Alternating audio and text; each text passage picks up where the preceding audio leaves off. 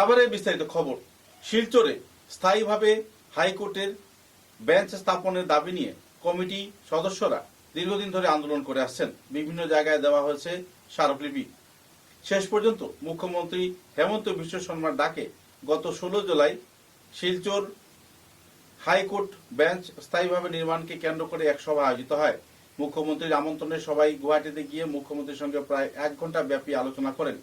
আলোচনাকে ঘিরে উঠে আসে বিভিন্ন তথ্য এবং সবুজ সংকেত দেন মুখ্যমন্ত্রী হেমন্ত বিশ্ব শর্মা। সাংবাদিকদের সঙ্গে কথা বলতে গিয়ে সংগঠন কর্মকর্তারা বলেন যে হাইকোর্টের চিফ জাস্টিস এ ব্যাপারেও আশাবাদী যে শিলচর শহরে কিংবা বরাক উপত্যকায় হাইকোর্টের স্থায়ীভাবে বেঞ্চ নির্মাণ করা হবে। এই সফলতাকে ঘিরে জনমনে খুশির হাওয়া বইছে। এদিকে হাইকোর্ট পার্মানেন্ট বেঞ্চ স্থাপন কমিটির কর্মকর্তারা শিলচর পৌঁছে শিলচরের বিভিন্ন নেতা মন্ত্রীদের সম্বর্ধনা জ্ঞাপন করে সম্মাননা প্রদর্শন করেন। উল্লেখযোগ্য যে হাইকোর্ট পার্মানেন্ট বেঞ্চ স্থাপন কমিটির কর্মকর্তারা বরখলার বিধায়ক কিশোর নাথকে ওনার ঘরে এসে সম্বর্ধনা প্রদান করে সম্মানিত করেন। কারণ এই কার্যক্রমে বিশেষভাবে সাহায্য করেছেন কিশোর নাথ। তিনি দীর্ঘ 1 দিন থেকে মুখ্যমন্ত্রীর সঙ্গে তাদের দেখা করিয়েছেন। সব মিলিয়ে এক আনন্দমুখর পরিবেশে বিস্তারিত তথ্য তুলে ধরেন সংগঠনের সম্পাদক নিখিল পাল, ধর্মানন্দ দেব, তুহিনা শর্মা, ডক্টর বিভাস দেব, অ্যাডভোকেট দেবস্মিতা, অ্যাডভোকেট জ্যোতির্ময় নাথ এবং অ্যাডভোকেট আকাঙ্ক্ষা সিং। শিলচর শহরে প্রথমবারের মতো দীর্ঘদিনের আন্দোলনের ফসল হাইকোর্ট ডিভিশন স্থায়ী বেঞ্চ স্থাপন করলে সকল স্তরের নাগরিকরা লাভান্বিত হবেন। তাদেরকে গুয়াহাটি কোনো মামলা মোকদ্দমার জন্য যেতে হবে না। এ ব্যাপারে বিস্তারিত তথ্য তুলে ধরেন সংগঠন কর্মকর্তারা এবং বিধায়ক কিশোর নাথ। সবাইকে আশ্বাস দিয়ে বলেন যে আগামী দিনে এই প্রকল্প শিলচর শহরে বাস্তবায়ন হওয়ার যথেষ্ট সম্ভাবনা রয়েছে।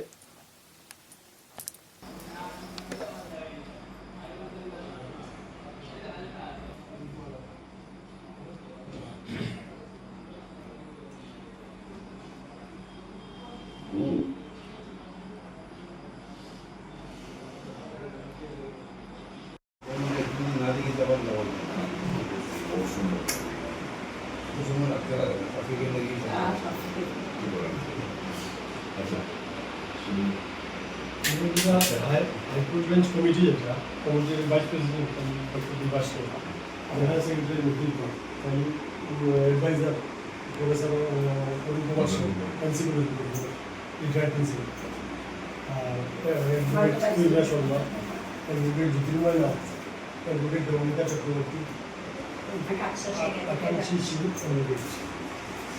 অ্যাডভোকেট ধর্মানন্দ দেব একদম মানে এন্টায়ার প্ল্যান এন্টায়ার সবকিছু গবেষণা হয়েছে। না এটা দরকার তো আমরা পরিচয় করা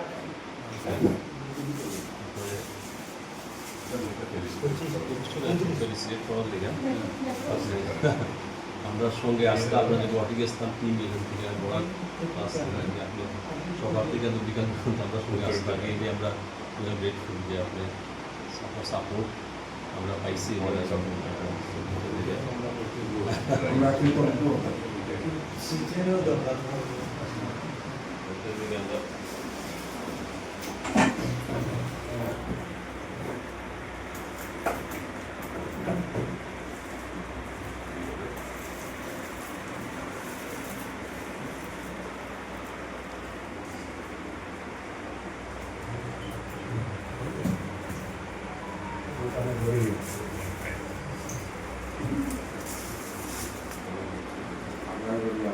আর এদিকে দেবো, সবাই একটু এদিকে দেবো।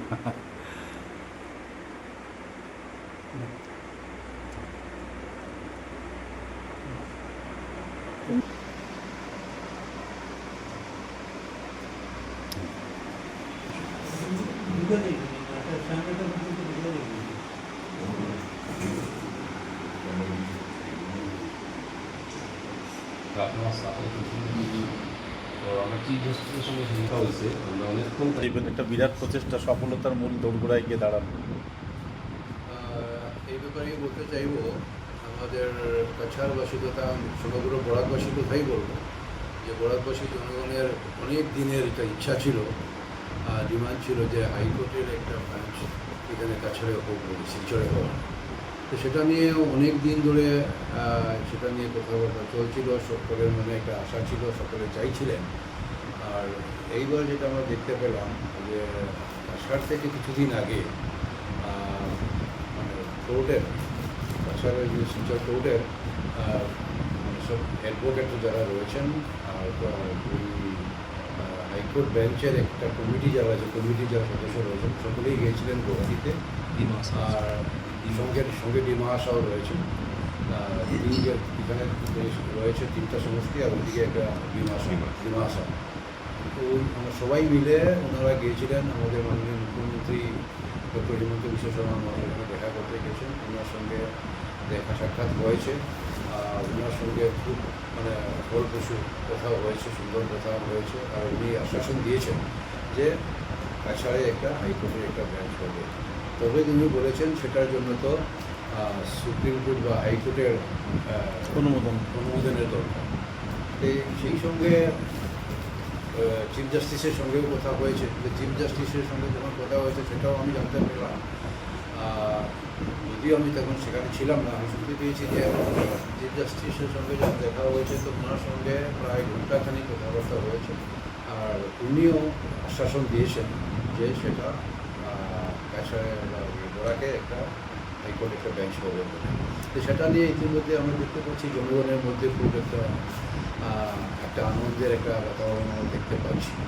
আশা রাখছি খুব তাড়াতাড়ি এই হাইকোর্ট বেঞ্চটা আমাদের কাছাড়ে সবুজ সংকেত নিয়ে প্রচেষ্টা চলছে বলা যায়। হ্যাঁ, সবুজ সংকেত নিয়ে হয়েছে আর আমরা এখন আশাবাদী খুব তাড়াতাড়ি সেটা আমরা ভালো খবর পাবো। আর বরাকবাসী যে এতদিনের একটা ইচ্ছা ছিল, ডিমান্ড ছিল, সেটা কিছুদিনের মধ্যে পূর্ণ হবে বলে আমি আশা রাখছি।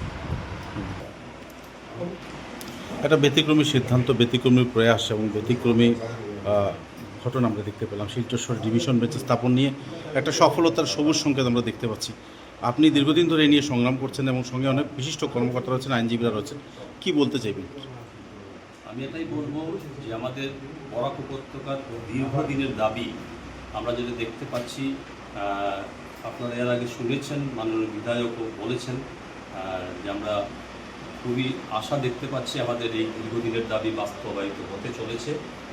তো এখানে বরাক ভ্যালি যে বরাক উপত্যকায় যে একটি ডিভিশনের বেঞ্চের দাবি আমরা গত জানুয়ারি মাস থেকে সবাই মিলে একটি কমিটি গঠন করা হয়েছে, হাইকোর্ট বেঞ্চ ডিমান্ড ইমপ্লিমেন্টেশন কমিটিতে। এই কমিটিতে কিন্তু শুধু যে আইনজীবীরা আছেন তা নয়, বিশিষ্ট বরাক উপত্যকার বিশিষ্ট ব্যক্তিবর্গদের নিয়ে এই কমিটি গঠন করা হয়েছে।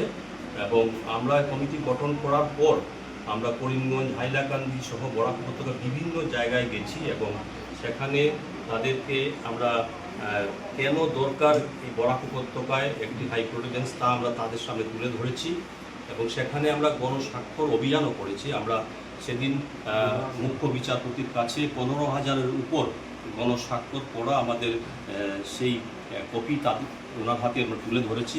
এর আগে ধর্মানন্দ দেবও কিছুটা বলেছেন, আপনারা শুনেছেন। যাই হোক, আমি বলবো যে আমাদের সঙ্গে এটা একটা ইতিহাস বলবো, এর আগে মনে হয় না বরাক উপত্যকা থেকে গুয়াহাটিতে 4টি জেলা নিয়ে যে আমরা 18 জন প্রতিনিধি যে গেছি, এর আগে কোনোদিন হয়েছে বলে আমার জানা নেই। এছাড়া আমি বলবো যে আমাদের মুখ্য বিচারপতি আমাদের সঙ্গে যে 1 ঘন্টা সময় দিয়েছেন এবং আমাদের সমস্ত যে তথ্য সহকারে আমরা ওনার হাতে সব কিছু তুলে ধরেছি, তাও বলবো উনি শুনেছেন এবং আমরা আশাবাদী যে আমাদের সেই দাবি মনে হয় খুব শীঘ্রই পূর্ণ হতে চলেছে। এখানে